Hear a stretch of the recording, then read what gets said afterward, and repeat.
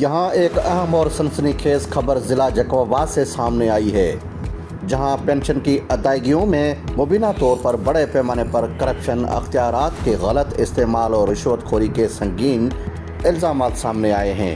حکومت سندھ کے محکمہ فنانس نے اس معاملے کا نوٹس لیتے ہوئے باضابطہ تحقیقات کا حکم جاری کر دیا ہے، جس کے بعد جیکوباد کے ڈسٹرکٹ اکاؤنٹس آفیسر سخت دباؤ میں آ گئے ہیں۔ شکایت کرنے والے شہری خدابخش سمرو نے FIR ڈیجیٹل کو بتایا کہ افسران اپنے ایجنٹوں سے دھمکیاں دے رہے ہیں۔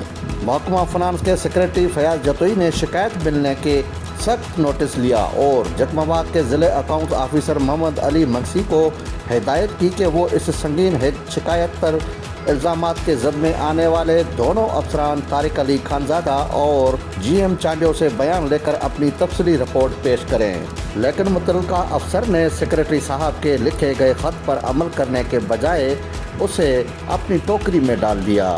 شکایت گزار کے مطابق ڈسٹرکٹ اکاؤنٹ افسر جیکوباد میں پینشن کی بقایا جات کی ادائیگیوں میں عمل میں بڑے پیمانے پر بے ضابطگیاں ہو رہی ہیں، جہاں پینشنز کو ان کی بقایا جات جاری کرنے کے لیے رشوت دینے پر مجبور کیا جاتا ہے۔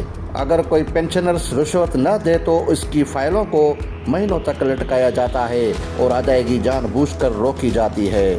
بعض کیسز میں پینشنرز کو کی گئی ماہ تک ادائیگیوں سے محروم رکھا گیا۔ آڈٹ اور اکاؤنٹس کے بعض افسران اور عملہ اس اختیارات کا ناجائز استعمال کرتے ہوئے مالی فوائد حاصل کر رہے ہیں۔ پینشن کیا ہے؟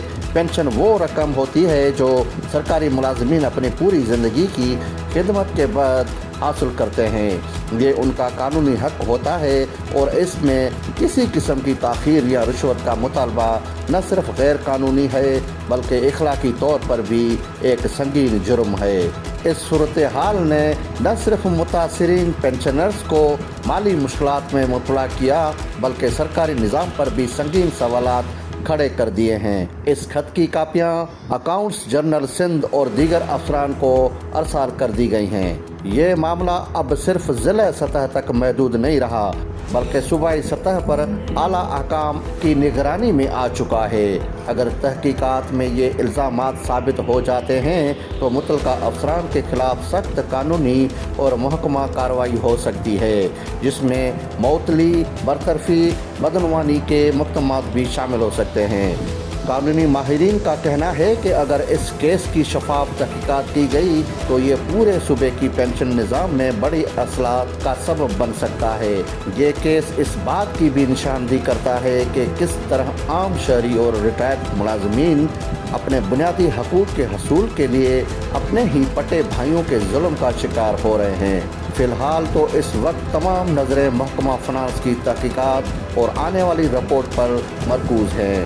اس میں شک نہیں کہ یہ معاملہ حکومت کے لیے ایک بڑا امتحان ہے کہ وہ اس کیس کو کس حد تک شفاف اور غیر جانبدارانہ انداز میں آگے بڑھاتے ہیں۔